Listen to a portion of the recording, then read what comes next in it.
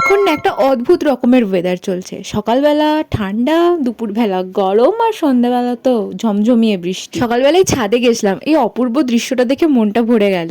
নিচে এসে কাজু বাদামের কৌটোটা দেখি একদম পিঁপড়েতে থুকথুক করছে, ওগুলোকে ছাড়িয়ে রাখলাম।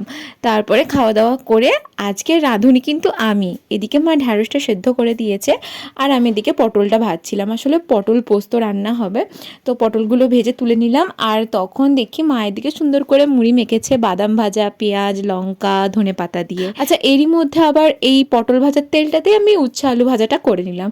তারপর মা খাচ্ছে দেখে আমারও একটু লোভ লাগলো, তাই মাকে বললাম এক গাল খাইয়ে দাও। এক গাল করে 3-4 গাল খাওয়া হয়েই গেল।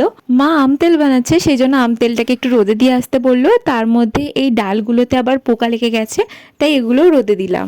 যেই একটু বৃষ্টি হতে শুরু করেছে, সব জিনিসপত্র পোকায় পোকাময় হয়ে গেছে। দুপুরবেলা অদ্ভুত দৃশ্য, এখানে এক ঝাঁক মৌমাছি কোথা থেকে এসেছে জানি না। মা ছাদে গেছিলো, তখনই নাকি মৌমাছির ঝাঁকটাকে কোথা থেকে জানি উড়ে আসতে দেখেছে। তো আমাকে এসে দেখালো, আমিও ভিডিও করে রাখলাম। সন্ধ্যাবেলা মাকে একটু রুটি করে হেল্প করে দিচ্ছিলাম। ভিডিও কোয়ালিটি এখানে প্রচন্ড খারাপ এসেছে। ছোট থেকে আমি ভালোই গোল রুটি বানাতে পারি, করি না সেটা আলাদা কথা। আজকের ভিডিওটা এখানেই এন্ড করলাম। বাই।